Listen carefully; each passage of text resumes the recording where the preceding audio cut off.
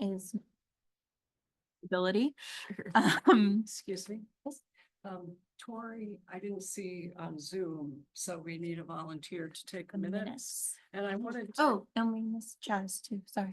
oh, Chaz volunteer? Oh, no, we didn't introduce him, sorry. Great. Not to volunteer you. I just completely forgot that you were A volunteering. purposeful misunderstanding. No, I'll ask for volunteers. I just realized that you didn't introduce yourself. Hi, my name's Chaz. I joined the committee officially last year, I think the middle of last year. And I am looking forward to just being able to walk outside and not need to layer up. Sure. Yes, so Tori's not here to take minutes. Do we have volunteers? And we're doing shorter minutes. Jess exemplified the shorter minutes in the minutes from last month. So it's fairly quick and easy. I was gonna say, it's good. Do you want to volunteer or I'll volunteer? I got it. Thank you. Thank Yeah, Is thank there you a very form much. That's used for the minutes? We have a form, but the problem is it's in Word and not everybody has Word. So if people have suggestions about how to use the form, I can send it around. Originally, Bert introduced it to the committee. It's like a table. Yeah. Yeah, if you send it around, it'd be good, because I can make it into my own, format, and then. Yeah, okay, great. We'll resend that. That's Sure. great. All right, so like I said, we have a bunch of things on the agenda. Some of them will take more time than others, so probably the first and quickest is acceptance of minutes from February's meeting. First, I guess, if there are any edits that need to be suggested, or someone can move to accept them. I will make a motion that we accept the minutes from February 27th meeting as presented. Second. Do we need All to those vote in on- favor? Okay, cool. This is my first time facilitating, Yeah. so I'm gonna check in with y'all that I'm doing it right. All right, so all those in favor. All right. And we have another attendee. Wonderful. Hello. So just, who are you and what are you looking forward to for spring? No pressure. No pressure, immediate. That's the next Immediate section. We question. really want to know who you are. So my name's Josh. And for strength, I'm drawing recently from the sun just being up later every day. So I'm late because I decided to walk here to enjoy a little bit more sun. And my apologies. It's totally worth it, actually, being late to enjoy the sun. He is also our city council rep. That I am. We have some new people here. Great. All right. So our next agenda item is follow-up on the New Hampshire Climate Action Plan. Was I correct in that people had summaries, or is that incorrect? Unless people just want to share their general thoughts on last There month's were meeting. 3 areas where people put together where the city climate action plan Mhm. aligned with the state. And we didn't get to present those because we had a really good speaker from the state, Kurt Youngling. But I didn't know if there was any follow-up on that. Yeah, that was kind of my question. Bill, do you know like that exercise that you and Tori Let's see, did? Is you that did passed? one on waste, I did one on transportation and You didn't do I it? did one on energy. on energy. Okay. And I'm trying to remember, there were very perceptive comments in that. I think what we were looking for were touch points between the two. And I think when Kurt Youngling from New Hampshire Department of Environmental Services gave the presentation, it was a very thorough presentation. And I think I came away with the sense that they're not looking for new policies. They're not looking for new regulations. They're not looking for new programs. They're looking for ideas. And I think it's going to be more of a communication than an action plan. They have 5 sectoral groups, and I think the topics we picked were aligned with the sectoral groups. I've been involved in the transportation one. They meet 5 times monthly, so they've met guess, 3 times, and we'll meet a 4th and 5th through May. If anyone would like to be involved in those, you could look at the emails that I think we circulated after the last meeting, or see me and I can make sure you get the same information. So if you wanted to volunteer to just connect or listen in on any of the meetings that are monthly, the transportation one, I think, is probably Tuesday next week. That'll be the 4th meeting. And I think Kurt made very clear that what they're putting together will be a clearinghouse of ideas. They need to put together the plan to receive some EPA funding. It doesn't look like there's a pot of new money at the end of this process, which I think was something we were particularly interested in. I don't know if everyone took that same point away. And I think there's a chance for us to contribute ideas along the way on that. Kurt and his group, I think, are very impressed with the Portsmouth cap and are looking at it as a very good example. And we'll try to take some ideas from that into the state plan. Did we share those touch point notes with Kurt? I don't think so. Probably the ones that I've written, he's seen as comments through the working group, but I guess maybe Jess, if you wanted to pass anything along to Kurt on the waste, or Fred on the EVs. I think the next transportation meeting may be on the EVs, so you might want to join that one. Good. Any other follow-up on the New Hampshire Climate Action Plan? I'll just say, I was in a webinar today where Kurt was giving a similar presentation to the New Hampshire Association of Conservation Commissions. And one of his slides was using us as an example for our climate action plan, which is pretty cool. Cause he only had 2 examples. It was us and the state of Maine. So it's like, we're kind of up there. So pretty good representation. Yeah, in case you guys wanted to know. I just wanted to mention, I'm on the site now. I was trying to look up where the plan was. Yeah. And so I went to our sustainability committee. Mhm. And then I went on and I tried to hit it and I didn't get the plan. Oh, crud. So I just wondering Is it- if it's, I want to make sure it was active so all of us could get it. It is, if it's under climate future, I think. Yeah. Which is Climate action. a broad look, and then over on the right, I think you can click. Okay, and I get saw the plan climate itself. future. Yeah, Yep. And then after you get to climate future, you go to, That's there, it. right there. So it's on the sidebar. Right there. oh, okay, so It should be Gotcha. clickable. Okay, yeah. so there we comes go. up. That's, I knew I got to it. But on the sustainability page, maybe it's not linked properly on that one because it has its own page. So I'll have to That's go- what I thought it was gonna be easier to get to anyway. I Yeah, went through the okay. pre-steps. I'll look into that. see That's if we can- great. It's the same arrangement Is on the on this- okay. Sustainability Committee, off to the right. Okay, perfect. Yeah. It is there. Okay, good. Oof.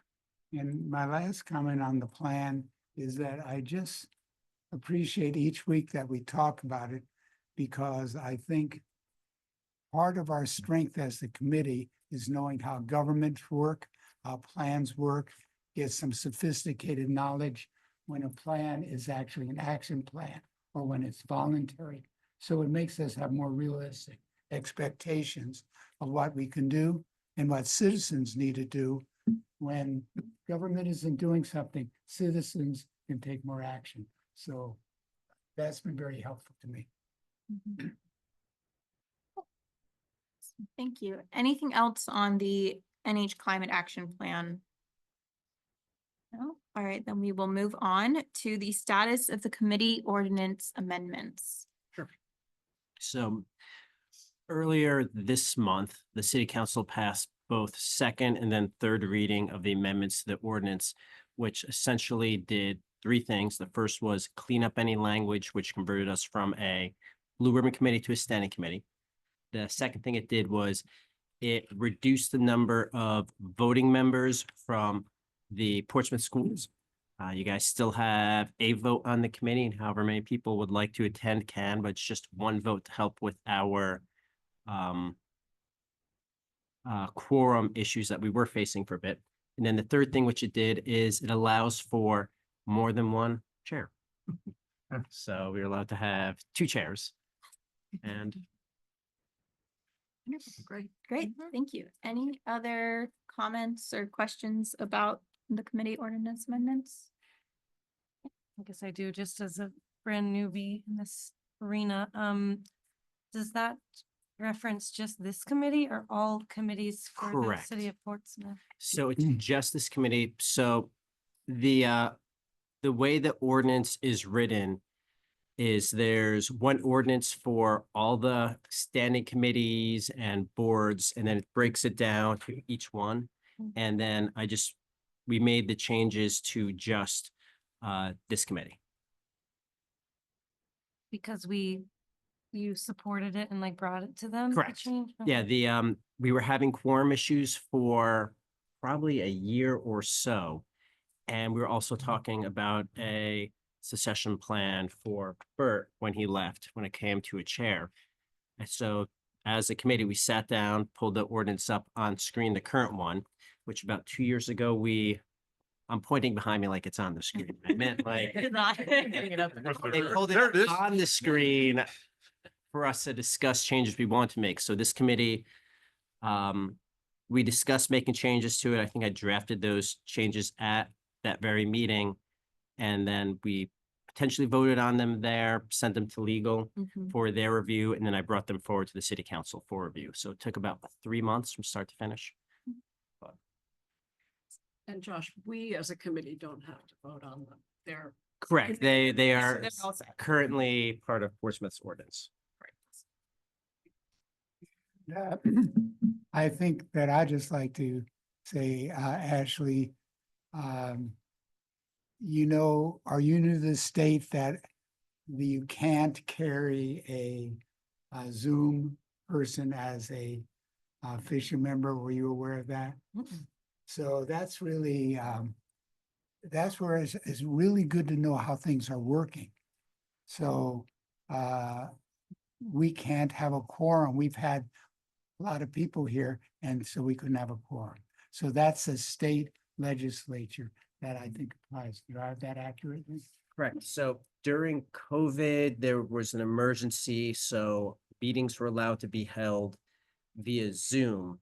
That emergency is no longer in effect. So although members can still participate via Zoom, it doesn't count towards a quorum if the quorums can only be created by the people on Zoom. Therefore, we couldn't vote on anything.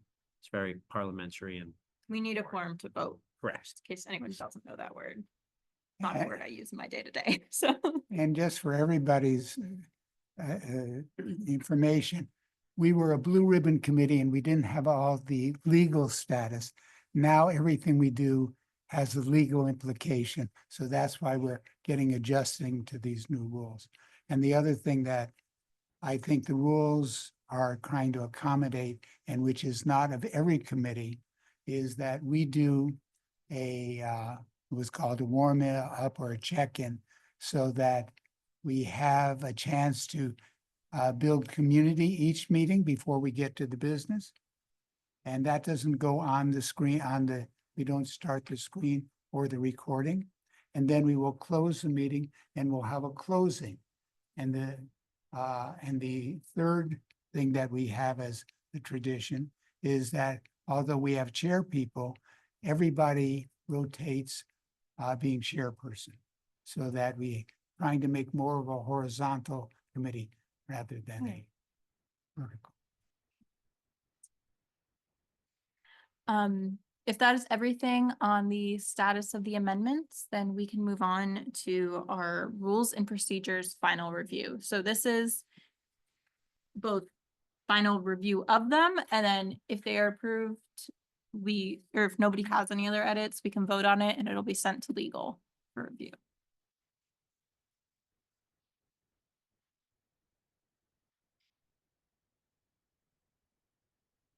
Effie, do you want to present any edits that you had made? Well, I think there was an outstanding issue about who would take the minutes. I had thought we could have a city staff person do the minutes because most or all other standing committees have that arrangement. But I think with the reduced minutes that we've agreed to, because this meeting is recorded, I think the reduced minutes are adequate and they certainly meet the standards of the ordinance that we can have committee members do the minutes. So that will have to be changed back. But I don't think many questions came up with the latest version.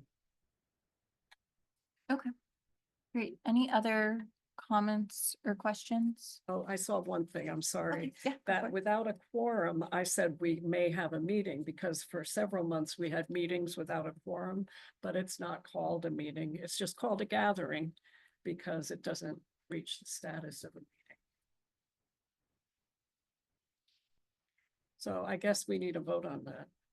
Yeah, unless we need, I guess my question, did that change about the minutes? Can that be made now?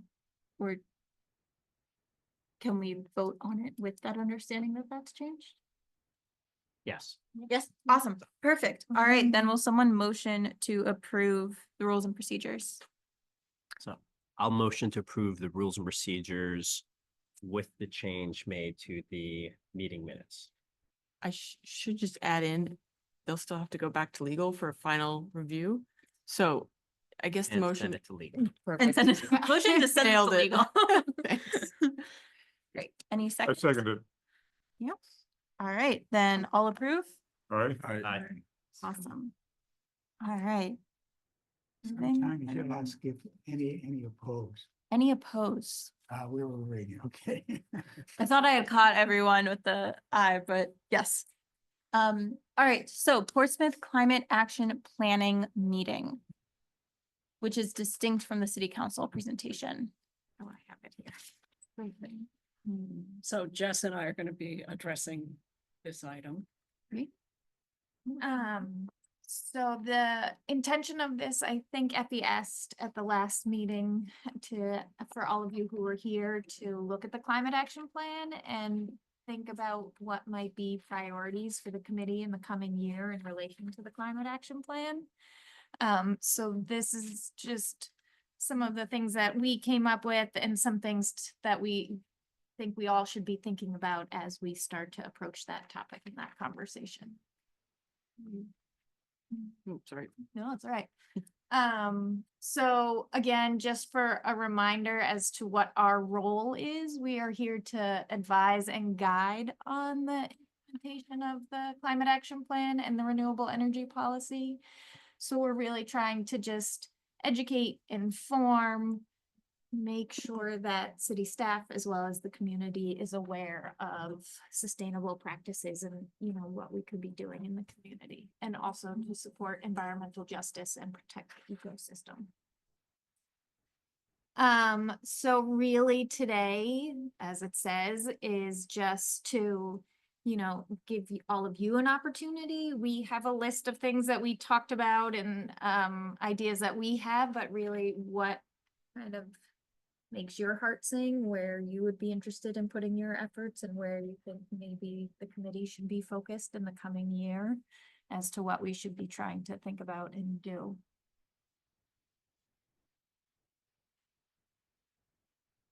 You want to do this part or do you want me to keep going? Sure. You know, one reason I think this is important, we were talking about presenting to the city council, and yet I think the city council probably wants to hear, well, what are you all doing with the climate action plan? It came out in August. So I think they'll be eager to hear about that. So then if we work backwards, we got to get to work now, choosing a few priorities. And the way I really spent a lot of time looking through this climate action plan. And I tried to think about what criteria I was using in choosing my priorities. And one would be really carbon impact, which I think a lot of you would put as a priority. The feasibility, some are really big and long range, and I didn't pick those.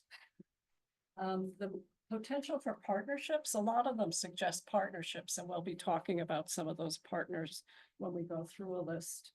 The possibility of leverage with current city priorities.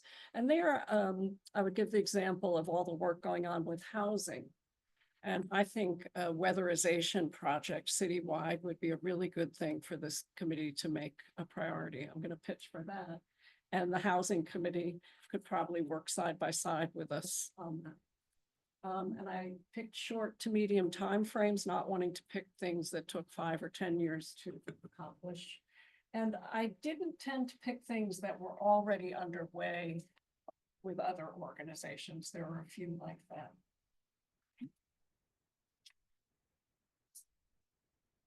And before we go through these, maybe if you go back to the last slide, I know you saw them.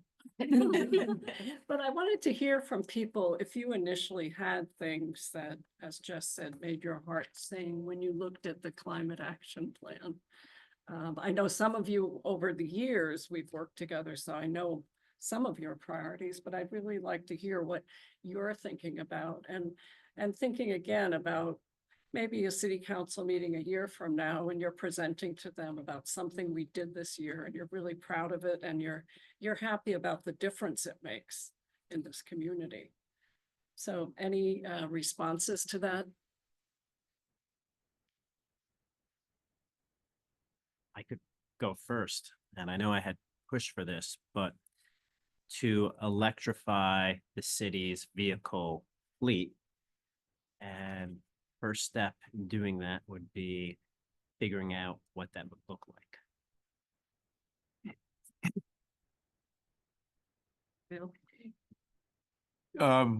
Yeah, I think in looking quickly over the cap again before this meeting, I think it reminded me, and I think it's good to remind ourselves that the major source of greenhouse gas emissions in the community is transportation. It's over 60%, which means it's bigger than all the other ones combined. Yet it's a tough nut to crack because I think the ideas in the cap are the right ones. It's EVs, it's mode shift from single occupant personal fuel burning vehicles to public transit, to walking, to biking, and to EVs.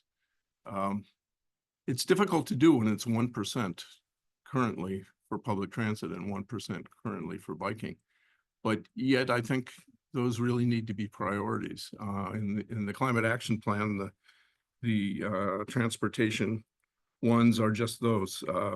Implement the bike ped plan, EV charging plan, expand public transit, work with local and regional partners on micro transit, and we've been calling it shuttle loop, which is what the city council put unanimously into the CIP, a study on micro transit, which is flexible scheduling.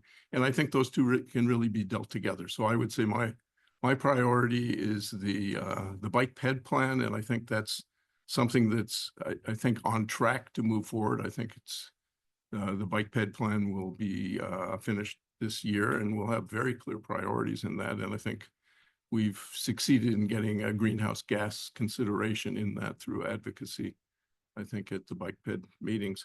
But I would put my top priority at the increasing the share of public transit, including through innovative new projects. So that's really the DTS 3 and the DTS 4 in the climate action plan. And I think there's support for that with the city council voting unanimously to put it into the CIP, subject to finding funds, but I think to do some of the initial research for that. And I think this committee can support that. I'd like to work on that, bringing forth best practice ideas. Last week I was in Dijon, France, and I saw a perfect little shuttle loop that was EV running maybe every 15 or 20 minutes. It was serving the downtown. It was serving workers. It was serving tourists, just zipping around. And I thought that would be perfect here. And then in Geneva, I realized that when you check into a hotel in Geneva, or when you make a registration, they send you a public transit pass. So those are best practice ideas. And I think it would be great if Portsmouth became a best practice instead of looking for best practices. I'll piggyback on the bike and pedestrian group that's moving forward. There's a really exciting meeting. Was that 2 weeks ago that was over here, and going and looking at all the different subsets and visualizing the vote for what was most important to to the citizens here, and seeing the different priorities depending on, is someone trying to bicycle to school or someone trying to walk downtown, maybe with a stroller. So seeing all the different ways that that comes together. So seeing the other side projects there. And then, yeah, you're reminding me of living in Europe and in Munich, similar weather, very similar weather, but everyone bikes year round, they walk everywhere, and then the public transit is incredible. With buses and subways and streetcars, but there's a lot of opportunity here for short range transportation, and seeing what the bike and pedestrian group is doing, it has been really exciting. Yeah, I would also just call out like Acadia National Parks, Explorer Island shuttle loop as sort of a more local example. If they go to from downtown into the national park to the campgrounds, so you can effectively get around the whole island without ever needing a car unless you're unwilling to accommodate your hiking schedule. And a key But they part of go. that is it's a public-private partnership. It's a funded. public-private partnership and it operates consistently enough that you're like, oh, I missed that one. Let me wait 15 minutes and it'll be fine and I'll go look at the pretty water until then. But it can be done in North America at a small scale. So the two top ones in the transportation section are EV charging and bike ped plan. But they both have 15-year timeframes, which seems like an awful long time. So I think, I don't know if it's possible to prioritize so that they happen sooner. I think the bike ped plan will have priorities like low hanging fruit and missing pieces. So I think that can be done. But I think one of the things that's missing on that is the idea that this is building toward a long-term network, but finding the pieces most immediately. And I think in the bike ped plan, and I think that's a good thing for this committee to connect to. They're talking about low infrastructure projects like traffic calming and bike boulevards, which sometimes may only take paint. And I think that we should feel free to question some of those numbers. We didn't get an analysis or the calculations, how they came up with the years or what they mean by it. So I think we should feel free to look at them and analyze them ourselves. You know, I mean, some of them are obvious, but 15 years for EV chargers sounds like. Well, it took Hmm. half a decade. Right, that's based on. To get how one at Bridge fast Street it's lot. been going. Anyone else? I think this might be more running parallel to the priorities, as in what the priorities are sort of determines which people we engage with, but upping community and stakeholder engagement. So bringing in the business, if we're going to have if we have people biking to work, bringing in the businesses, people biking to school, bringing in the schools. There's the Portsmouth Chamber, talking to the Peace Trade Port Authority, like all of those various stakeholder groups, either just making sure they're aware of the discussions that are happening and getting their thoughts, possibly getting their buy-in and willingness to support would make a lot of those, especially if they're the projects that are more just like, hey, we want to put out some like sticks and paint to make this more bikeable, and they don't have to necessarily like put in a bunch of money or disrupt things for very long. I think they would be interested in that. It's also possible that they may be asked to do more and they would respond to some of the specific projects that are in that, like the shuttle loop bus is something where best practices are partnerships with hospitality industry. So there'd be opportunities there, but having a general awareness, like you say, I think is a really good starting point.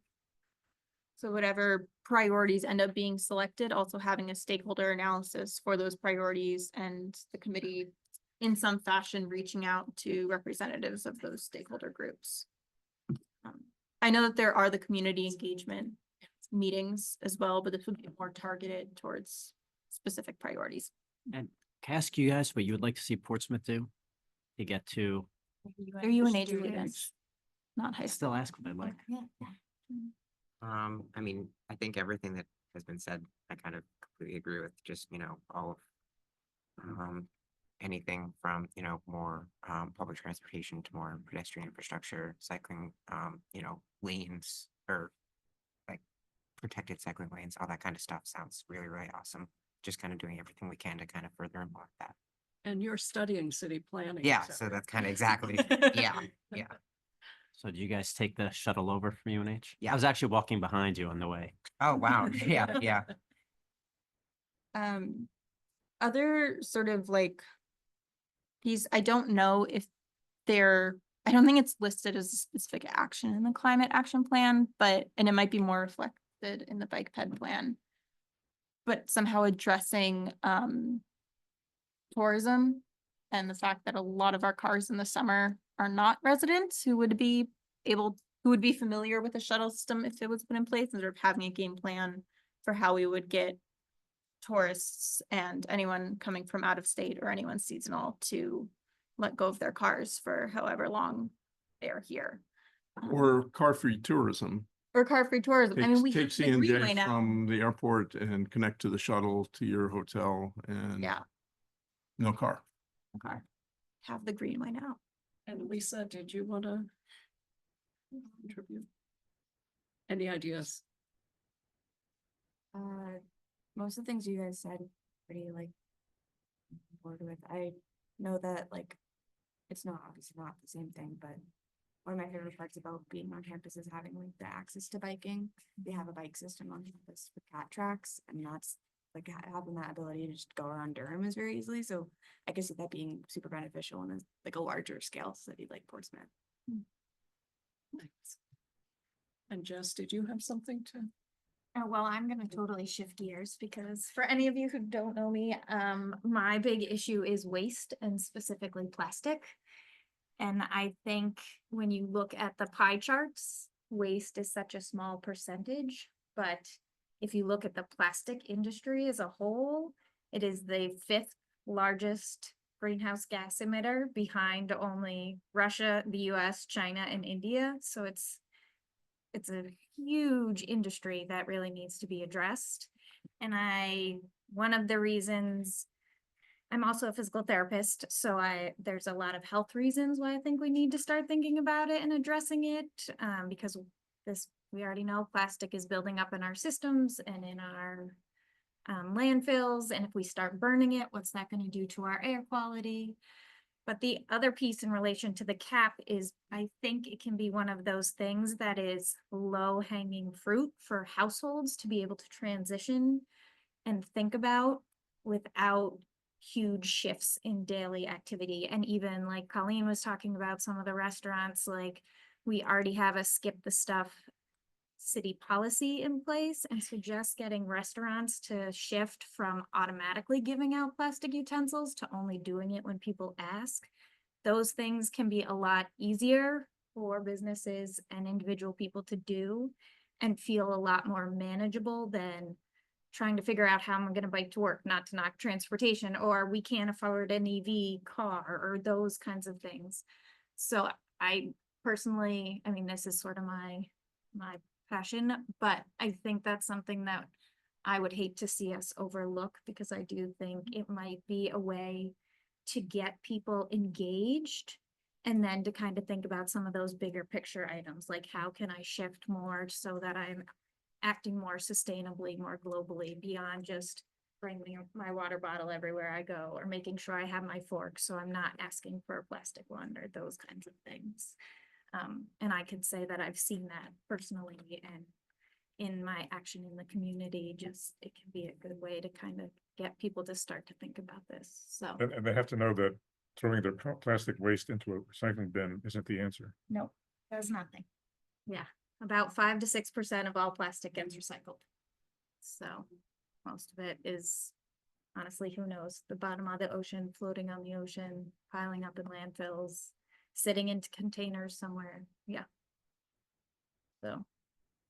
So not to Thanks. get away Yeah, from I know. transportation, but like I think there If we there's had other like, sectors that we should be also. do we have a considering. like maximum number of priorities that we want? Let's not to go present? there yet, but I Okay. wanted to check in with people on Zoom if anyone wants to. Yeah, I have one.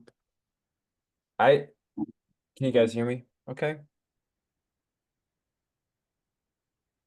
Hello? we can hear you. Oh, okay. Yeah, I just because this is my background, I would like to see the committee prioritize water loss. Um, specifically, what can be done about it. I think just from the research I've done, it seems like the city has around 15% of their water unaccounted for. So that could be due to various factors. But some of those factors can be addressed, like, like active leaks. That was back in 2016. So leaks don't get smaller over time, they get worse. So I am curious, to see what the committee thinks about that and what has been done in the past to address water loss. And I think it could be great for climate resiliency. We're headed into a period of drought. The reservoir is filling up less and less every year. Well, not every year, but trending downward. So yeah, that's just one thing I'd like to throw in there. Thanks, Max. One thing the city climate action plan addresses is flood resilience. So it's interesting to hear water loss, and we'll be talking about stormwater in a minute. Kristen, did you want to chime in?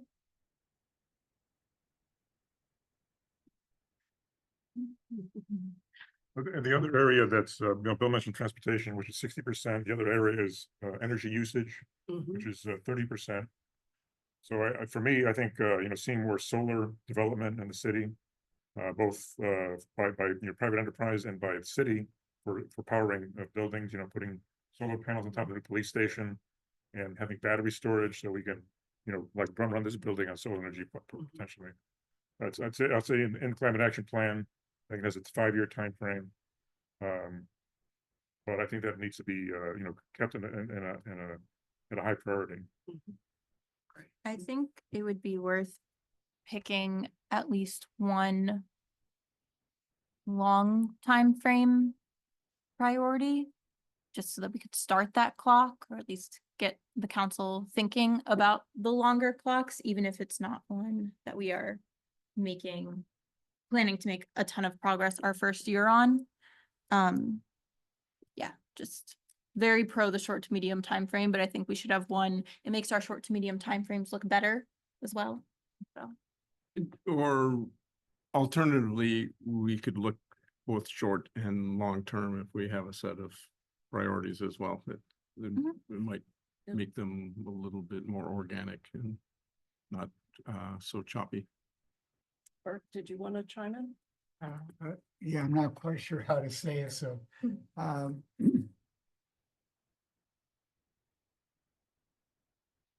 Given the short time period we have,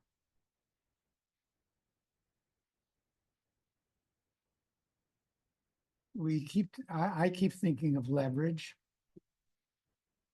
And I think about feasibility. And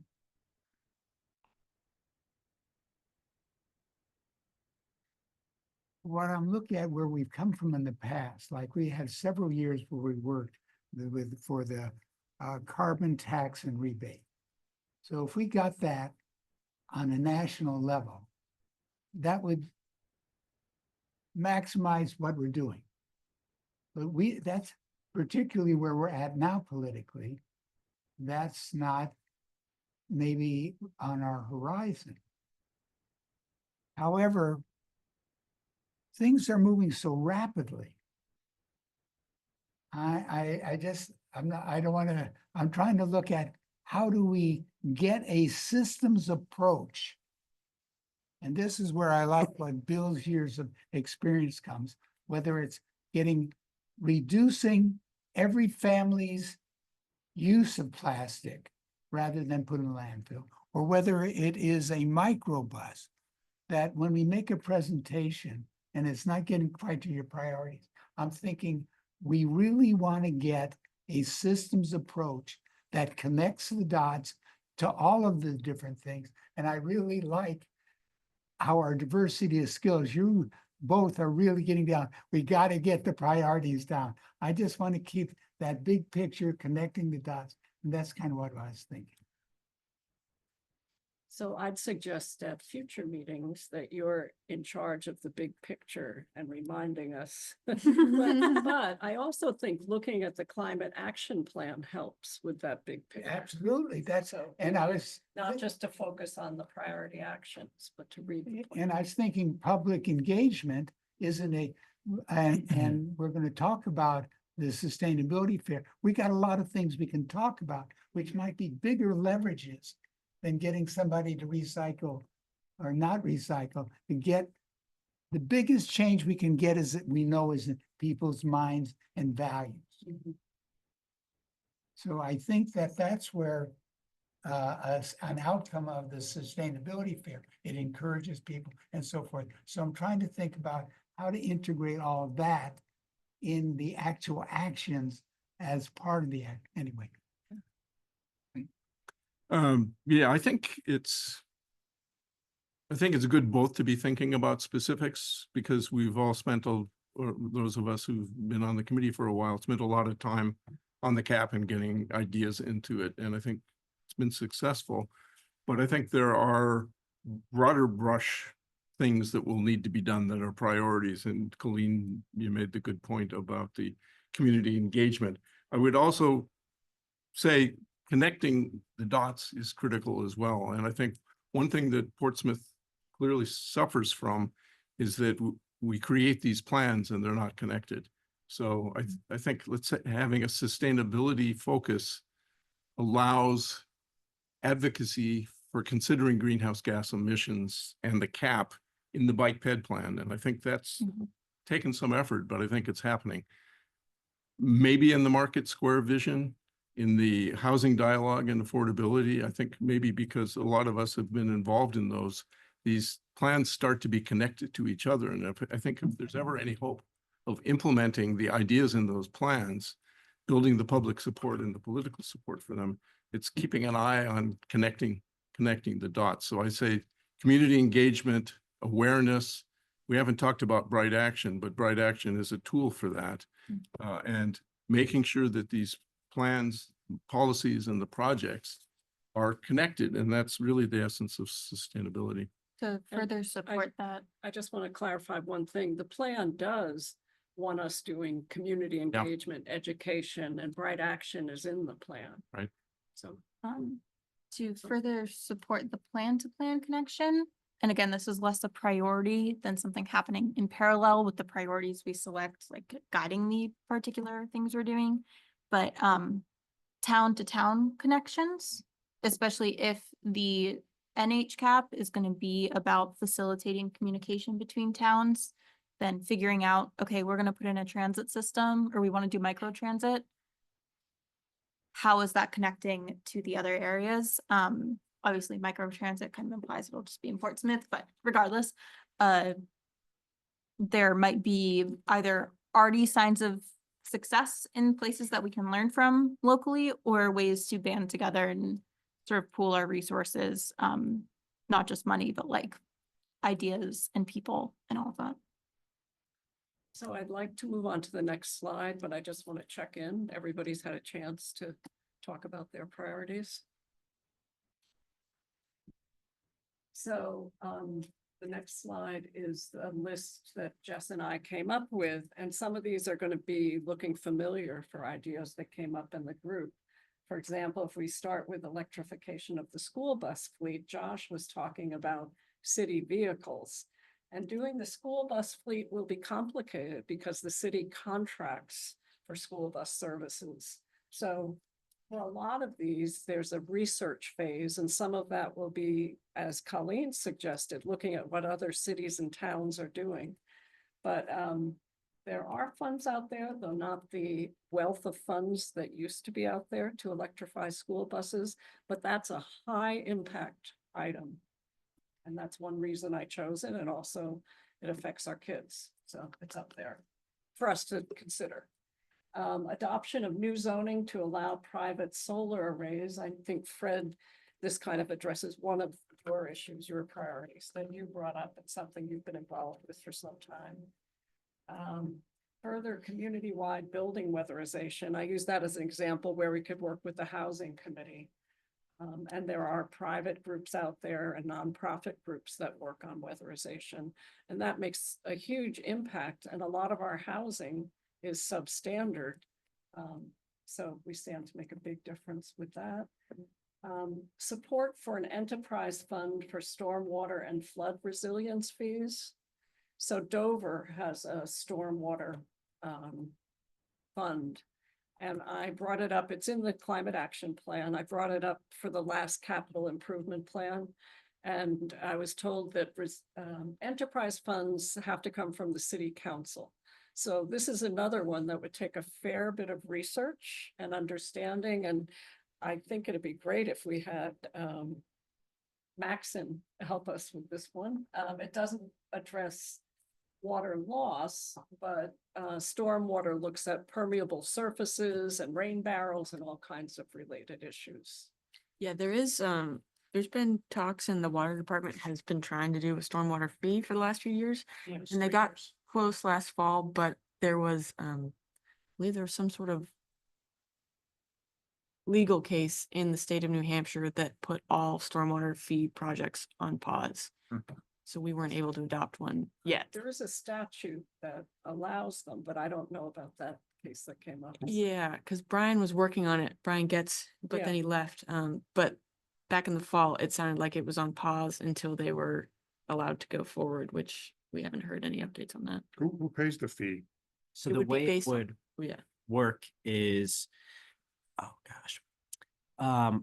Property owners would essentially pay a fee based on the percentage of impermeable surface. I don't think I said that word right. For example, if you have a big box store with a huge parking lot, they would pay significantly more than a smaller piece of property with a driveway that was permeable, that was made of a better substance that would allow rain to go through it versus runoff. Yep, Yeah, that's so a right. lot of thoughts gone into And it. big roofs. Yeah, big groups as well. The calculation. But if they're solar roofs. I don't know. Yeah, tax credit for the solar roof. So the next one kind of addresses some of what Jess talked about, creation of a zero waste plan. That's in the cap. And, you know, it takes some work to create these.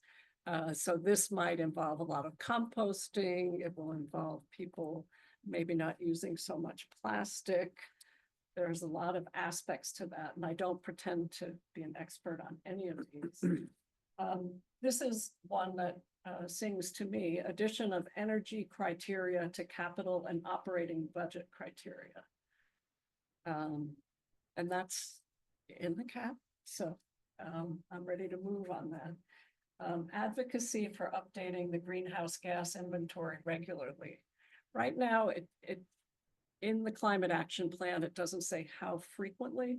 And I'm not saying it has to be every year, but what we'd like to see is that the greenhouse gas inventory gets better every time it's published. It's more comprehensive. It includes more aspects of our city's greenhouse gases. So this is a list that we came up with, and then we have all the ideas from the meeting today, and we're not going to be able to do all of them.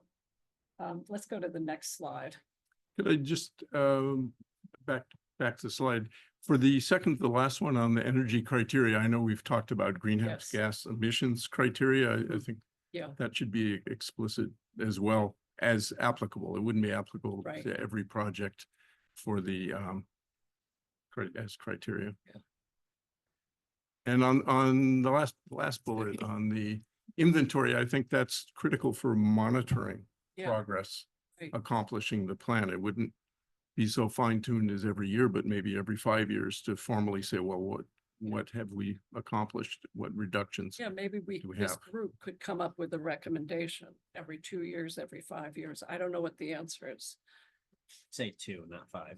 I'd say 2. Yeah, okay. Next slide, please. So,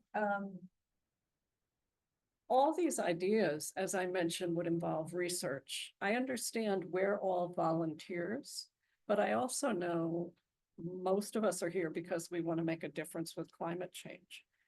But people have lives with children, full-time jobs, commuting. So I don't know how much we'll be able to bite off in this list and all the priorities that we just generated, but I did want to mention that I am aware of that. But the way to get some of these ideas, most of them will take capital and proposals for the capital improvement plan. This committee did some of that last year. The city council very generously extended the deadline so that we could submit a few ideas, and a couple of them were successful. Zoning amendments, that in particular interested in seeing large private solar arrays allowed in zoning, and that involves having new definitions and having solar arrays specified in our zoning. I think on the zoning amendments, it's probably other benefits and other possibilities with zoning amendments that could apply Right, to things right. like, Yeah. like parking. right, yeah, so these are the vehicles for getting a lot of these priorities taken care of. Aligning climate action plan actions with the new master plan. So I believe there's just a RFP out for people, a consultant team to do the new master plan. Yes, a consultant team has been hired and they're working on the scope, the final scope now. I'm sorry, someone's been hired?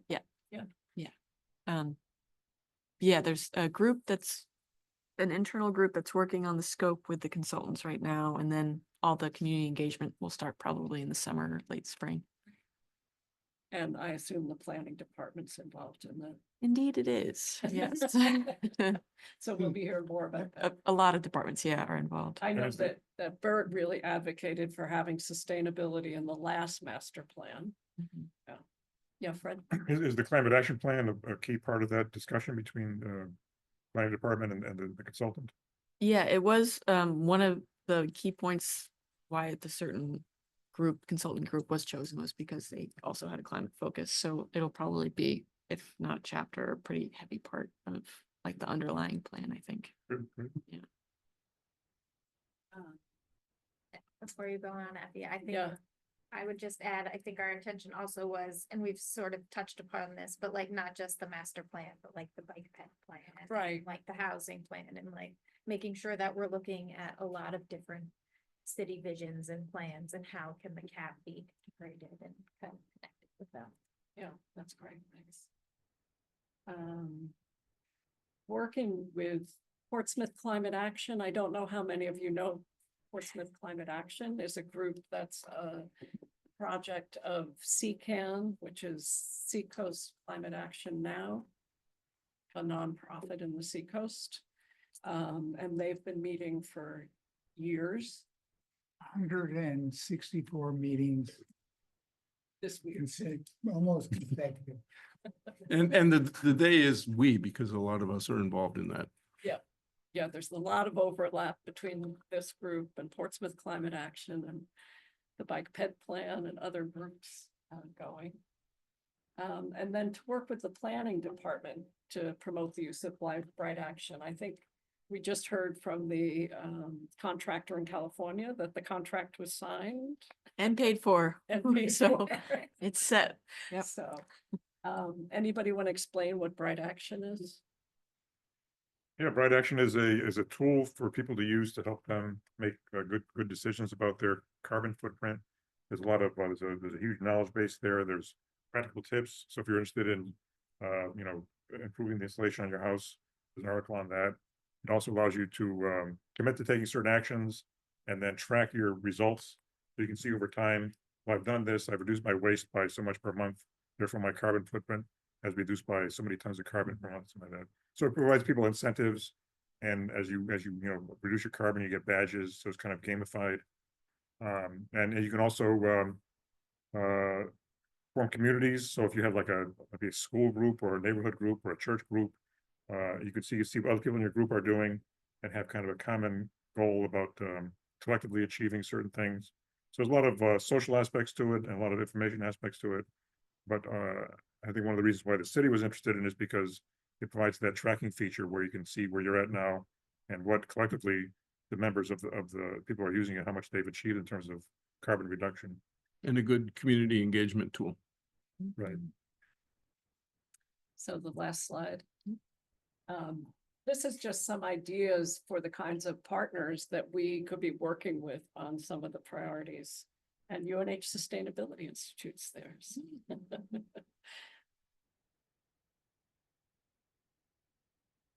So where we head next, now we've got maybe 20 priorities that we've heard about tonight. I'd like everybody to really think over how much they want to take on personally. We had a group of this committee a few years back when we needed a climate action plan. And we met outside of this meeting and looked at climate action plans from all over the world, usually from New England and usually cities about the same size as Portsmouth. And we ended up helping the city put the RFP together to find a consultant team to do the climate action plan. So it's a lot of work, but I think this committee's up for doing a few priorities, and I don't want to define how many yet, because I don't know how much people want to take on. And I don't know if anyone has comments about that, like, oh, I'm up to here, forget about it. I love the idea. No, this is great. Thanks to you both for organizing this.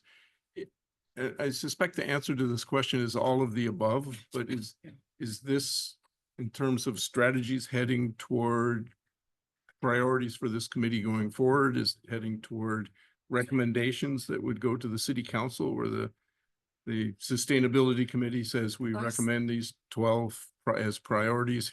No, I see it why. as we will end up with between 3 and 7, let's say, priorities that this group will work on. And by work on, I mean, like what Kate was telling me about the stormwater utility fee. Someone would have to research, what's the latest? What happened with that court case? How far did Brian get before he left with that? And What does enterprise, what's the city council thinking about it? I could take that on just by motioning for a request on a report back. Yeah. And then we would get a report back at some point Yeah. next month or so on what the status is. Yeah. Right. That was what I was putting in my phone.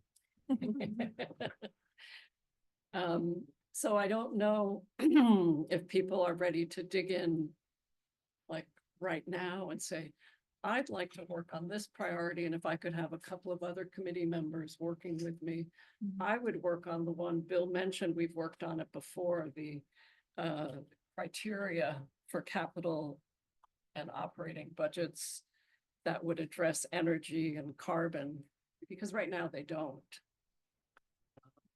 And that would be a long process, but. As an example, I would be happy to join you on that one, on the criteria, and I would also be happy to have a lead role on the transportation ones. I think particularly the DTS 3 and 4, which are the public transit, and the one that's in the CIP, the micro transit shuttle. And I think as we talk about who would be interested in working in that, I think it should include everyone. I mean, it should include friends and members as well. And I would say sort of to your other point about city council, I know it's next on the agenda for tonight and sort of still up for discussion, but if we amongst ourselves could decide who has energy and what that energy might be focused on, that could potentially be part of our city council presentation. Like we've, decided collectively as a committee, we're going to focus on X, Y, and Z. And here's why. Yeah. And so we're not necessarily recommending anything to them, but we're just kind of planting the seeds. This is where. This is our contribution to implementation.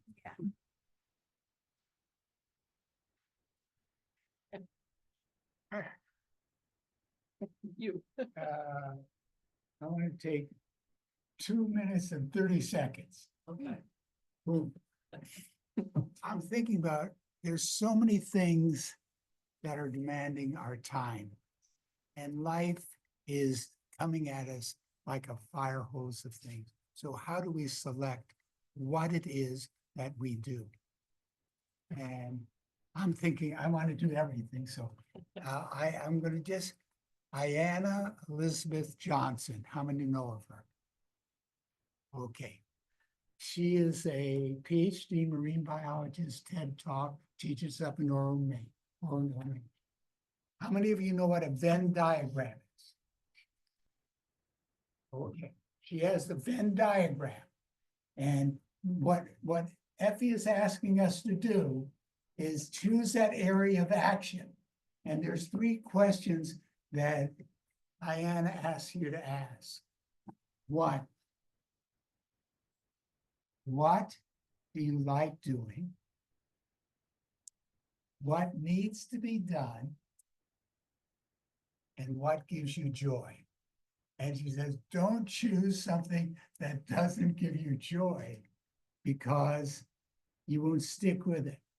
So I think you were asking that, and you can see people are lighting up. And so I'm trying to see that, I hope that we're a voluntary committee, that each of us can, I do that all the time now, and it helps me to see what, anyway, I like her, and she gives a great TED Talk. I thought I'd do a pitch for her. Right, and say her name again. It's Ayanna, Ayana, Elizabeth Johnson. And she's young, person of color who has credibility. And she gives workshops, and she's getting a national name, and she does that Venn diagram. And I just wanted to say that if anyone wants to work with me on any of these, I'd be happy to work with you. That was one joy that came out of working together on the climate action plan. We really were a good team, and we got to know each other. And I have a question about that. If we got a little bit of time. Our assumption, first of all, for those who don't know, a lot of us on this committee didn't even know what a climate action plan was. We had to educate ourselves, and then we thought about we now have it, Josh. We assumed that climate action plan would be a leverage point. Right. Is it, as far as you can tell, do people on the committee, are they more aware of sustainability possibilities? Because does the plan have, as far as you can see from the spread, and I'm sure it's going to be different, what's your take on how effective it is? There's definitely a greater awareness on the council now that there is a climate action plan than prior councils. Because before the current council, meaning everyone who got reelected in 2023 and elected in 2021, there was no talk of climate action plans. And there was very little talk about climate change or what we could do specifically about it other than individual councilors. Now, at least everyone is aware what it is because they reviewed it and they voted on it, and they have ideas of what needs to be done versus just sitting up there and saying, I want to stop climate change. Now, I don't know if you'd be able to successfully quiz each counselor on what's in it or what the end state goal is, but it's a huge improvement where everyone up there knows what it is, knows that there's things in it, and knows that a lot of projects are being tied to it. I'd like to just throw it over from your perception. Has the climate action plan made any difference from you, seen from inside city committees and activities? Does it permeate at all? Where is it at for the city? I think a lot of departments are more aware of it, and maybe in some departments, at first glance, it seems like a constraint because we're gonna start asking them to do more and more to be more greenhouse gas emission friendly. If that's the right way to say that. But in the same wavelength, I think a lot more departments and staff, especially I could say probably Kristen in the health department, saw it as a great opportunity for moving forward and getting some long awaited ideas going and having momentum behind them, which before we didn't really have a basis or a council maybe, or the funding to get things done that were on the back burner for years. And now we have people interested and behind the plan that are forcing us to get it done because they want to see it done. So I think that's something that's really positive that's been came out, and we're able to do a lot more than we were before. And people feel more comfortable in City Hall bringing out a lot of ideas that are more climate friendly, more green, that maybe wasn't so easy to talk about or bring up in previous years. So I'd just like to get in the notes as a possibility, when we do make a presentation in the city, that we talk about the positive examples of Kristen and maybe get some specifics so we could see how things are up, encourage us all, and how it might have affected the council in some way. So we say, let's build on our here's the way it's working, as well as the systems, really positive things that it's done, might be part of, along with the specifics. I know that Nancy Noeline Clayberg isn't here tonight. She's our school board rep while Lee Hudson is out on medical leave. But I will talk to her about the school bus fleet electrification and just get some history from her. I'm just thinking of maybe a good way to organize all this and make sure that it's something that we do every single year is go back and look at these priorities. And maybe a good way to think about it and start working on these is to form some working groups right now and just get on the ground running, one for each pathway. Come up with 2 to 3 priorities, really research them for 1 or 2 months in separate meetings outside of this. Come together in June with the priorities, pick that list of priorities from every pathway that we're going to focus on in June, and work from June to July on making a presentation to City Council, showing our thoughts on, all our work going through each pathway group, what we originally had, what we narrowed it down to, kind of like the CIP process, and then having slides on what the city is working on in departments, what City Council has been working on in some of their big decisions, and what the school board has been working on and things like that. So then our presentation is happening right before the CIP submissions start, or right during that process. Hit them in August with that. Get it implemented September, October. Come back again in January or February. Break out into our pathway groups again, or switch up who's in what group. Find some more, or take up the ones that didn't get chosen, refine them. And what are pathways? I don't think. Yeah, I was just gonna. Oh, say, can you sorry. remind us Those are the big groups, so the Like waste the or buildings and transportation. conservation, the transportation, the adaptation and resiliency group for flooding, heating, electrification, things like that. So maybe that's just like a good way to get organized so that we do this every year in a similar fashion.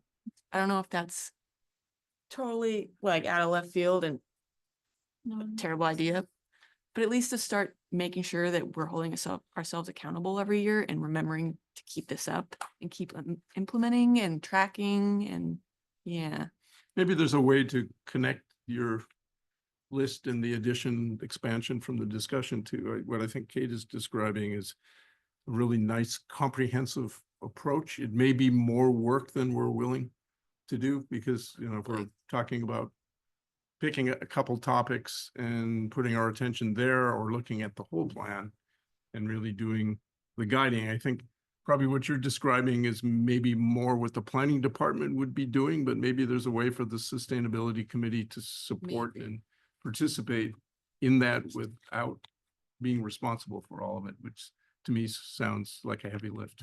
Yeah, and when I think of that and said that out loud, I was thinking this committee focuses on the community strategies, but also like the school bus fleet and things like that, where we can have an impact too. But there's some more obvious municipal focused ones that we can obviously work on in our departments. But I feel like that's still a good way to break it up Yeah. because there's a lot of work to be done on both the community ones and the municipal ones. Well, the advantage of the municipal ones is there's a lot more control over that. And in some ways, those, except some may be expensive or low hanging fruit, but the community ones are where the heavy carbon emissions are, that's, Mhm. I think focusing on both is important. Yeah. But I think what I like about your approach is it's sort of a comprehensive strategic approach. It just that it's a hard lift maybe for this committee to do, but maybe the committee supporting the planning department is the way to do that, because then I think it heads toward a report back on the cap, the council, and the ability to monitor progress. Yeah, I think there's like 6 pathways, and then there's a couple of my priorities related to the section on greenhouse gases. Mhm. So that wasn't even a priority, or supporting actions. That's not even a pathway. Mhm. And I like the idea that people are choosing things that they respond to, things that they pick out and think are important. So how we could work with the planning department doing that comprehensive view rather than us just picking out things to go after. But I think it's reasonable that as a volunteer group, we're choosing priorities, looking at feasibility and the other criteria we thought about. But I don't think we need to decide tonight. But I'm looking forward to looking at the minutes and seeing all the priorities combined with the priorities that Jess and I brought in.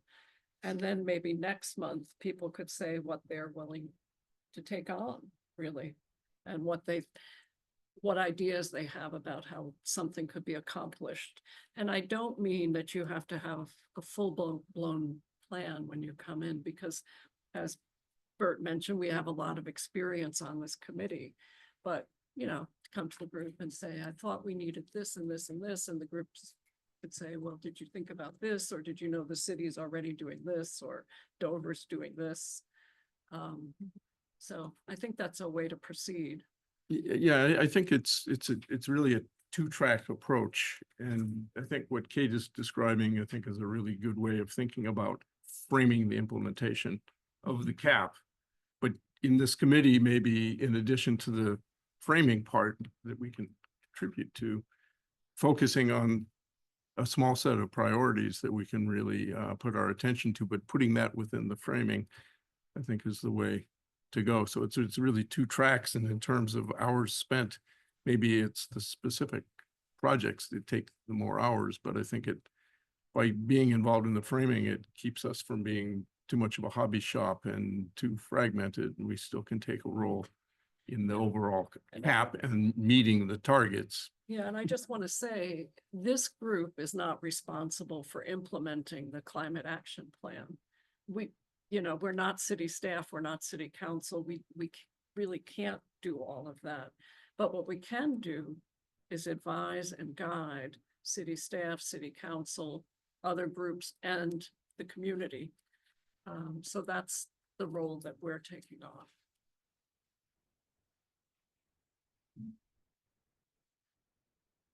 Any other comments on this topic? Right? No, I was pointing at Bert because he looks like he's Yeah, ready to Bert talk. was gonna So yeah. explode. I'll just voice that what makes my heart sing about what's shared was the creation of a zero waste plan. Similarly, like reduction of plastic, food waste, consumer goods. That's something that gets me excited, and I would be interested in dedicating more time additional to the 2 hours monthly of this meeting to working towards zero waste plan report for. I didn't hear the first part. That's what makes my heart sing. Zero waste plan. Zero. Yeah. Yeah, that. I'm in favor of that. Right. Let's chat. The only, and I think I'm like slightly repeating myself, but I want to say it in an order that makes sense to my brain, is the list of community partners, which I really liked how you had Coast and UNH and then like internal Portsmouth people as well. But I would also love to get folks in the business community, not just on the nonprofit side, into there. Especially if we end up going with a zero waste plan, we would need restaurants and boutiques and all of these folks to be a part of that conversation. I honestly don't know how aware the business community is of the climate action plan, to the points about, okay, now city council knows about it, now city staff does. A lot of emissions around real estate and transportation are gonna come from business, so it'd be cool to figure out what's going on over there. I was thinking, just for information, did we set a date to present to the council? Was there a strategic date, or are we still just looking to see when? We had initially, then we decided not to go with that date, so it's up in the air. I do like the idea, which Kate put out, doing it before the CIP process. That way we could make not just this is where we are and this is what we're doing, but here's what we want you to do, city council. So that might make sense. And So what is that months? July meeting or is that? They changed the process this year, so I don't know when the CIP process They moved starts. it I don't know, it was like end of August was when it opened and it closed September 20th, I want to say, for the public. So it would, I think that would be a good time frame. July Uh, or August. Maybe July, yeah, or like first week of August. Well, I think You don't start looking at the applications until like fall, right? I don't think again, it changed this year. So I think the staff evaluate them for like October, November, and then they go to you in December? There was a subcommittee that met of Yeah, council there was members and 3 city staff. councilors that met to review.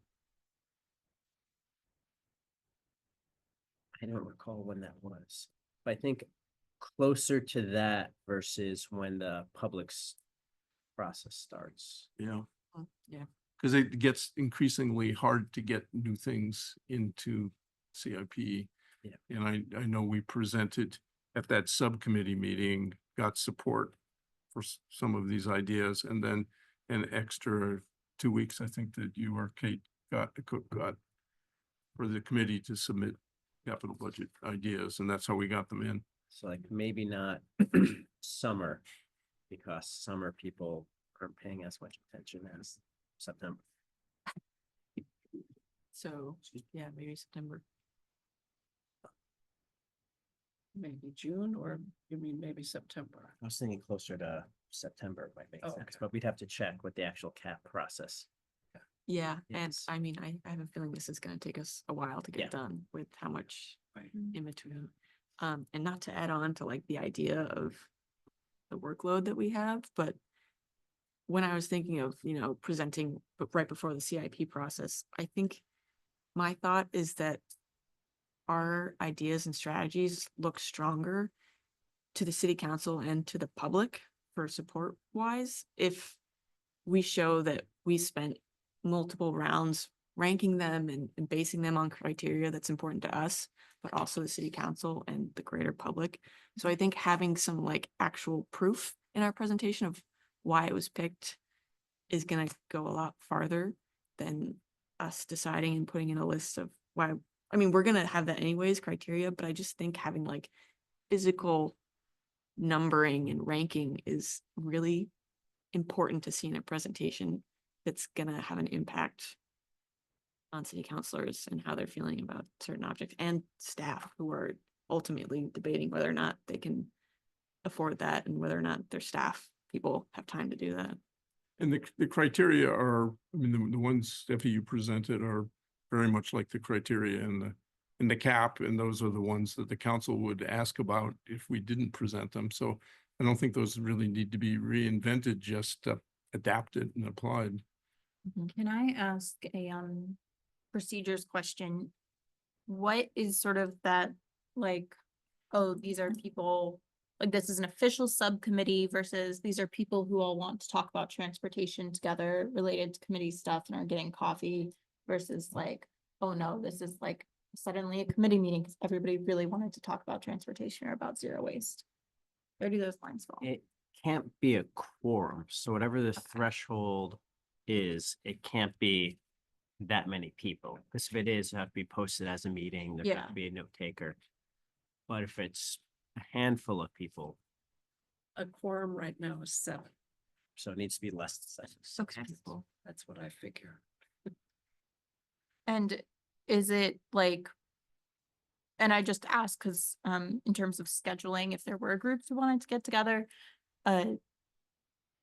if a group is planning to get together, let's say on a regular basis, like every week get together to talk about a zero waste plan, is that something that has to be officially recorded as a subcommittee or as a group, or can that just be something those people decide and then go for it?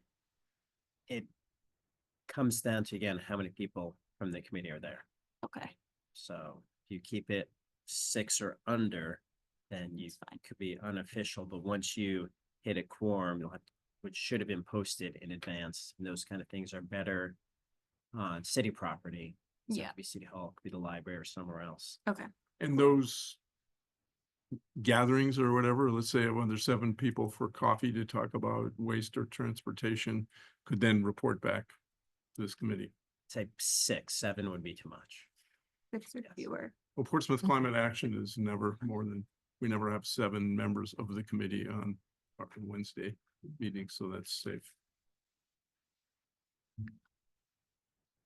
Cool. That was just Yeah, no, it's a good trying question. to learn the rules as I got. Helpful. Yeah.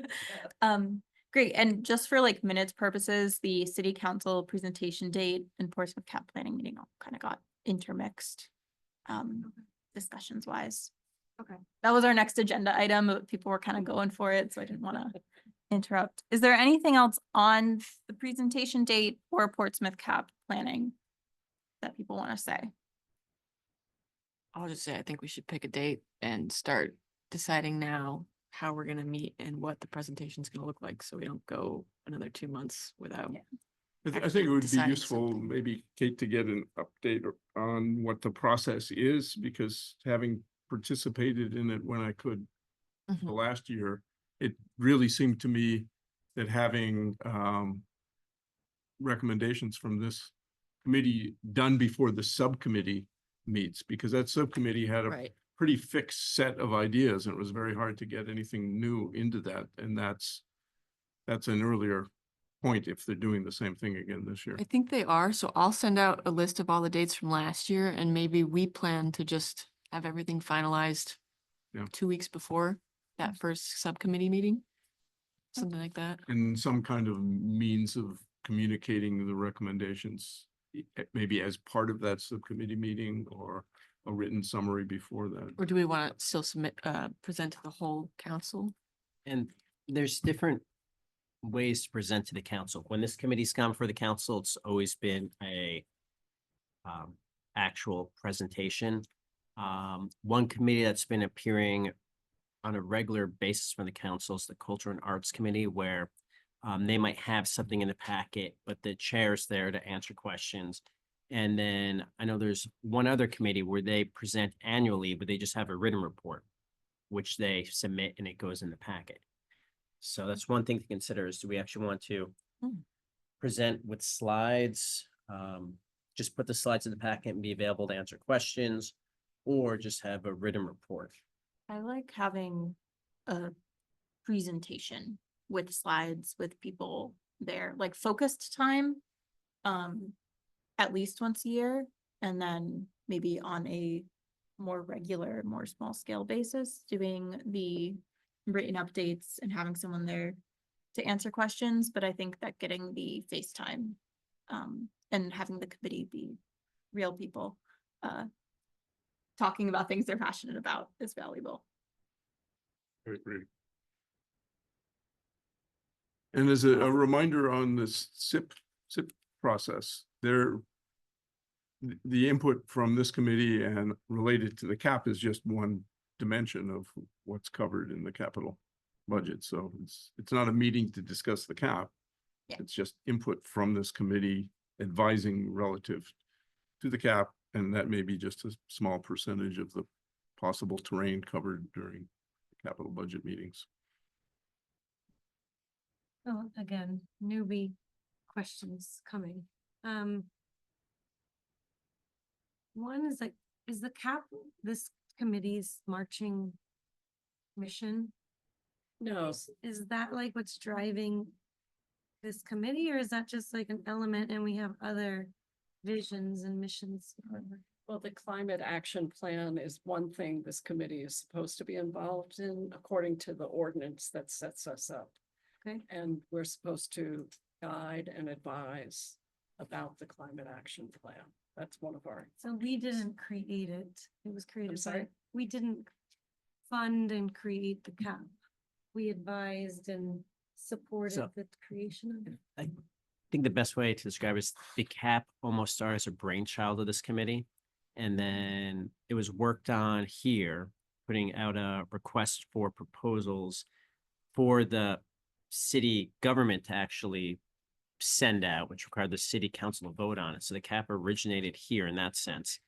And then when this committee went from being a blue ribbon committee to being a standing committee per ordinance, we wrote the ordinance and we said, hey, what do we want our goals to be? One of the three things was advising the city council on implementing the cap.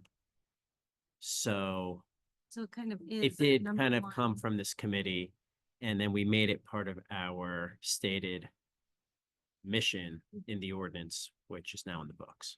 Another way of looking at it is that sustainability is a big tent in the climate action plan, and climate change is a tall pole under the tent. And on the website for this committee, there's some attempt to kind of gather that in and describe it so that there may be activities of this committee that have nothing really directly to do with climate change as well. It's just that that's the Right. priority. I think the three that we, hopefully I can remember this, are the climate action plan, sustainability, and was it environmental justice?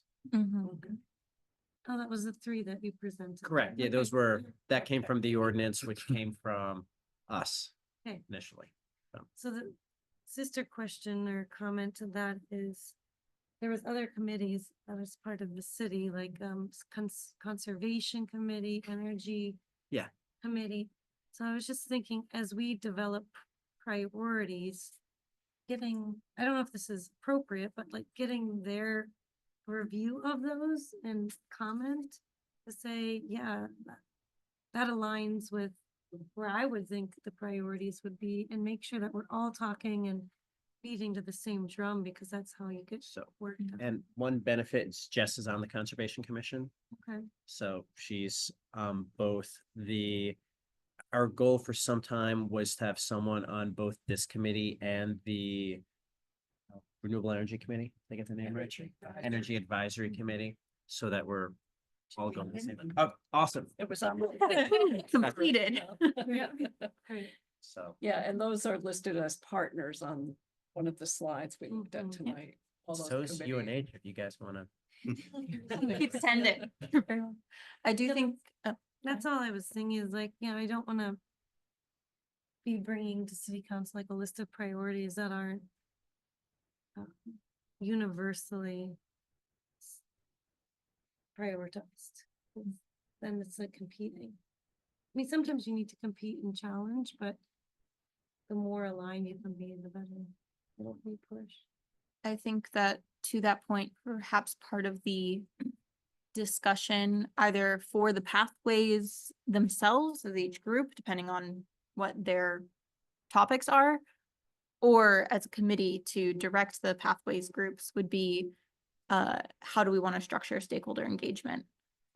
Does each pathways group need some sort of community liaison whose whole role in the group is going out and talking to people? Is that we come up with priorities and then go get people's feedback on them? Like, when do we bring in stakeholders? Who are those stakeholders and how do we bring them in? Just approaching that with as much intention as possible. But that could be very specific to the pathway topic itself, like energy is gonna have its own list of stakeholders that is different from waste, so it might not be relevant for the whole committee to decide it. Any other things on city council presentation date or Portsmouth cap? So I might have missed it, but Mhm. where did we land on a date that we are, We did not land on it. is that intentional? It sounds like I will be getting together last year's CIP schedule and sending it out to everybody to then decide. What, yeah, But it's shifting this year. I don't think so. I I think think last the year. shift set happened last precedent. year. Yeah, I might actually be able to look at, last year like, it pulled everything forward and city council usually sees it in like January or February, but they ended up seeing it in December. So it just brought everything forward a few months. Well, so I do have one question around that. When we are talking about the city council presentation and discussing what our priorities are gonna be, are we also enveloping into that a CIP proposal, or are we kind of leaving that to set the stage and then sending something on to the subcommittee to say, based on our presentation about where our priorities are, this is what we want to see you do? Yeah, I Like, think is it's that- a chance to, when we meet with the city council, to say, we've been working on, let me find an example, the creation of a zero waste plan. And we need XYZ in the capital budget for these reasons, and we've talked to Public Works and we've talked to the Energy Advisory Committee about this, and we're gonna be putting a request in the CIP. So they know it's coming. Josh, that's how I understood what you said. yes, and I'm seeing if I could have any texts regarding that CIP subcommittee of the council. So I vaguely remember something. So the meeting doesn't end before I find it. I'll let everyone know. I think there were 3 or 4 council members and I think the heads of the different departments, like Peter Ritz was there and Peter Rice. And that was the subcommittee. So the first CIP thing that happened last year was August 19th, which is a city council work session, but then citizen deadline wasn't until the end of September. And did that subcommittee meet That's after the work session? right. So they started meeting in November, it looks like. Oh, that's. Actually, maybe that's not true. Maybe it doesn't list what the subcommittee.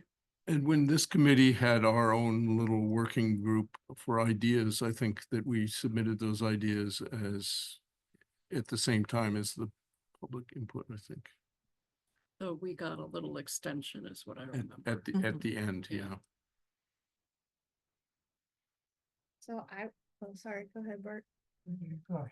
Well, I was just gonna say, seems to me like we should advocate for at least a rough time frame. Like if we're kind of working off that August date, are we thinking early August to try to propose? I know that's summer, but if we're gonna start having these subcommittees, it would be helpful to kind of have, to back plan a little bit, like when do we have to I be think ready? essential beyond helpful, otherwise Yeah, we're and then. wasting our time and we're coming in after the doors close. Right, so even if we don't have an exact date, maybe like a rough.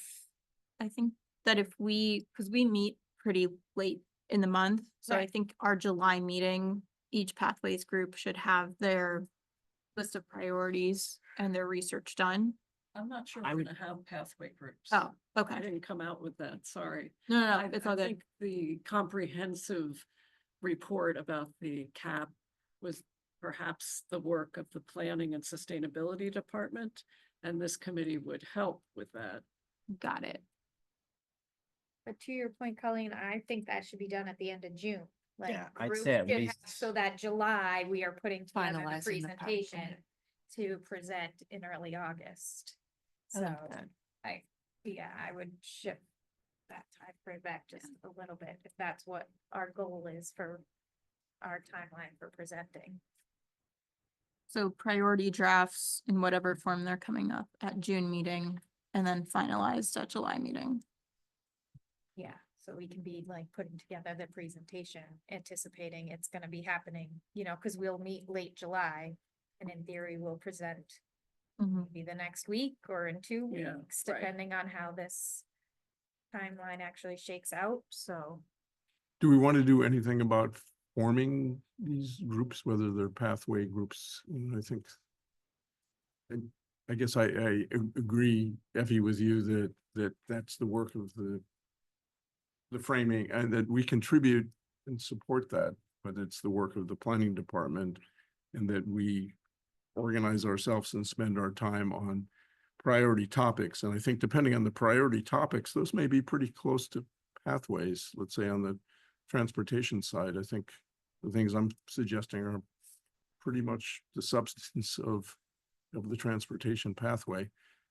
Can we get going on those before the next April meeting? Because I'm afraid we'll lose momentum if we don't decide who's going to start working on Yeah, those. I don't see why not. I'd hope people will feel free to contact me if they want to work on anything I'm working on, and to reach out to others to start on things, but it's not clear to me which priorities we're going to be moving on. That's why I was saying, Yeah. next month we would look at the full menu and then pick out a few. But if people want to start work in the meantime, I don't want to Is- hold people back.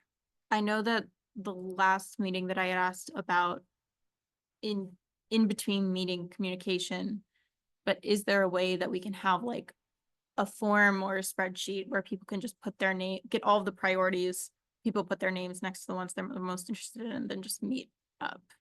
Like, does that have Um, to be something we write until the If next it's a meeting? communication to the whole group, we go through Kate.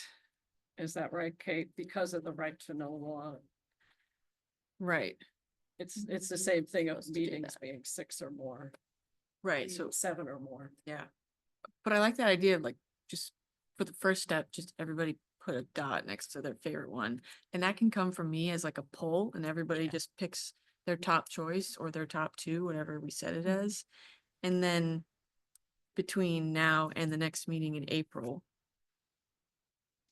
or maybe in April, we pick the top whatever numbers. that But got what's the list? Because the list that the you had, full- if that's the list that people are voting on, it doesn't have transportation. No, Right, the no, there were full things climate that action. came Like up. all 52 Okay. strategies. Using the codes that are in the And plan, like then we just the dedicate, transportation is DTS Right. 1 through 5. exactly. Yeah, that would And be then we great. just dedicate next month's meeting to just sitting down and talking about all the criteria and how each one hits.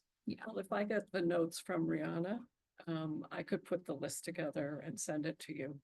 The notes from, From the meeting tonight, all the priorities that came up in addition to the.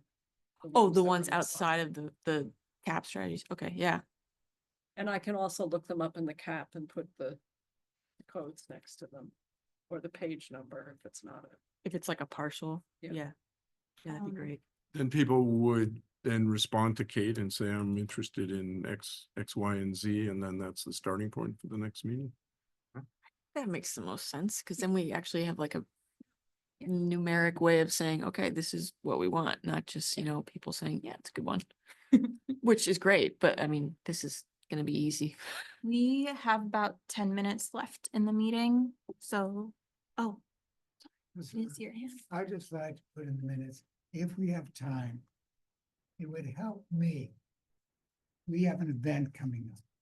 The event is a presentation.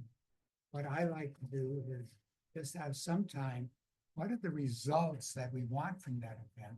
Because we're already on the activities that we're gonna do, and I think we have some good results, but I think it'd be help me to know how to jump in, to know what we're trying to accomplish by this presentation. Because what Josh said, there's various ways and so forth. So in the next meeting, could we have on the agenda results for our meeting that we'll present to the council, because I'm not too clear on that. But I think that'd be fun to do.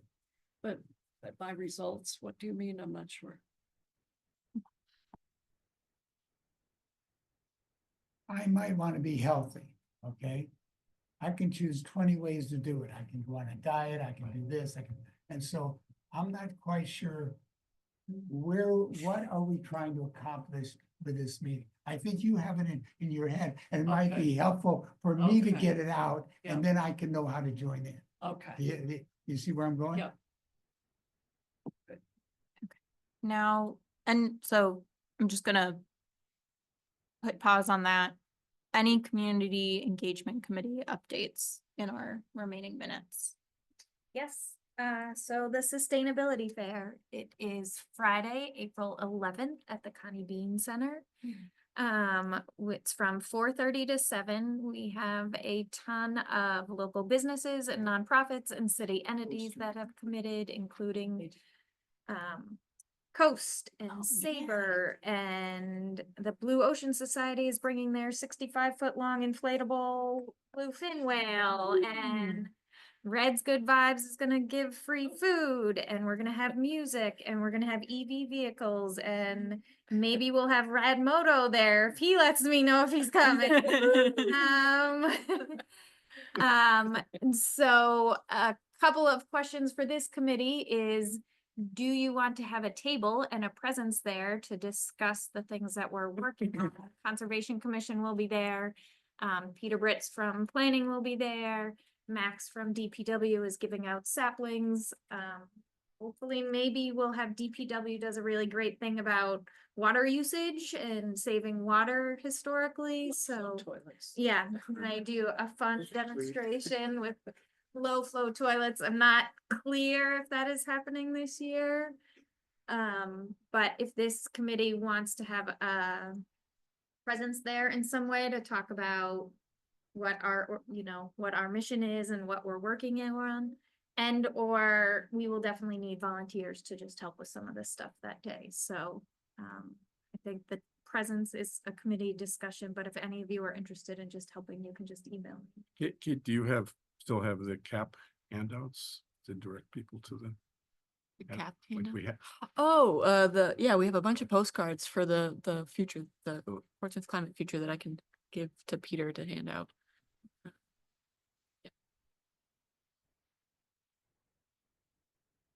Quick question, is this poster already going to print? Yes. Never mind. Why? Just in the design, so what is the call to action? And so you can see the times, the dates and where it is. The learn more, I know if I was looking at a poster, I'd never go and type all that in. So I was just wondering if there's an easy way for them to sign up where it's like register now. You don't have to register. It's just that so the library is one of our partners and the library generates that. So that is just to connect you to the library calendar. So if you want to read more about the event. So But an yeah. easy way to sign up, grab their information. This is someone that's obviously interested in this topic, grab their information and lock them in, put an invite on their calendar or something. That was the only thing. But it's very clear what it is, what you're gonna do there, what time it is, what types of activities. It's just a way to, a call to action to capture their information and get them locked in. So that was just one last piece. I can follow up via email, but I'd be interested in just helping in the background or standing at a booth, but probably not by myself because I don't think I could do it alone. We're gonna have Portsmouth Climate Action is going to be where with Seacoast Can at a table. You can sit there and we'll have a lot of fun. All So right. you will. Deal. There's several of us going to be there. All right. So great. And you can talk about this committee or. And you can get the postcards and you could do the postcards for. And stickers. All right, I can do that. Yep. Because I had a contact from Bright Action and they want to know about coordinating with this committee, Portsmouth Climate Action and the Planning Department. So- We do have another community climate conversation coming up on the gardening, right? Yes, April 2nd. You want to say anything about what that is? Well, I speak didn't to get an that, yeah, answer of right right. action yet, but I don't know, Kate, are you in Sorry, touch with What's the question? Lisa Altieri? Oh, yes, we're all meeting. She's going on vacation next week, but we're meeting with the head of our communications director to talk to her about just resetting everything and yeah. Okay. And I can't speak a ton. Robin led the effort on that one, but I know it's April 2nd. It's edible gardens or something like that at the library, 7 to 8, I think. Yeah, Yeah. 7 to 8:30. And that's a one of the series of community climate conversations that Portsmouth Climate Action has led in partnership with this committee and with the library. And we've probably done maybe 10 over the last 2 years. This is the start of the 3rd season. Yep. So I'm sorry, but I have a couple of miscellaneous items. I've got my eye on the clock. Fred Mary has agreed to represent this committee on the Energy Advisory Committee. And that's a requirement in the ordinance. And it's great that we'll have that and we'll hear from you and they'll hear from you about us. So Good. that's great. Thanks, Fred.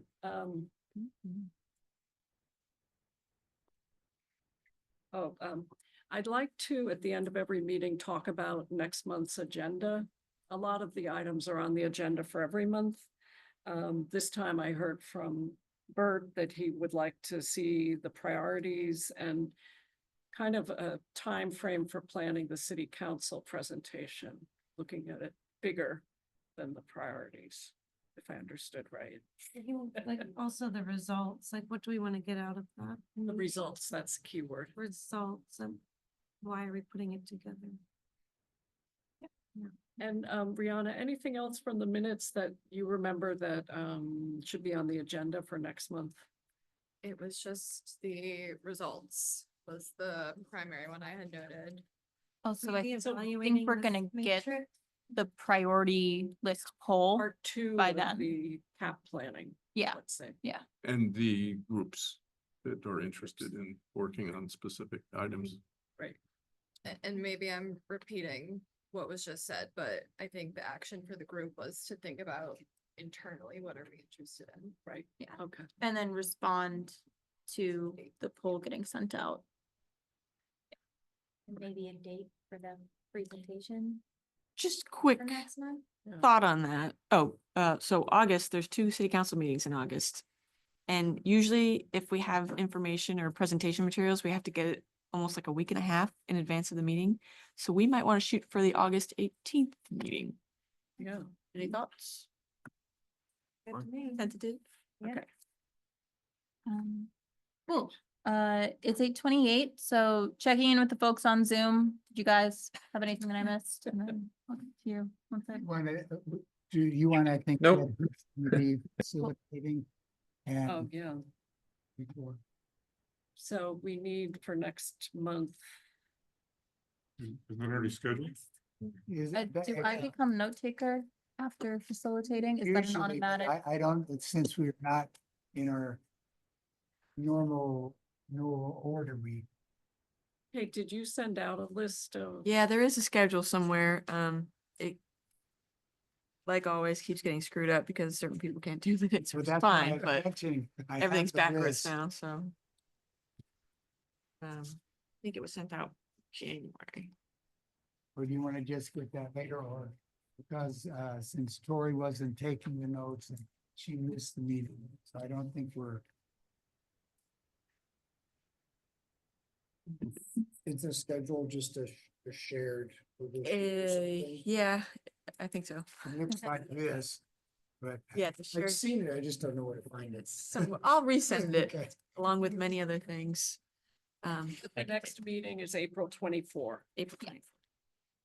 So I'm gonna adjourn this meet. We do the closing question after the adjournment?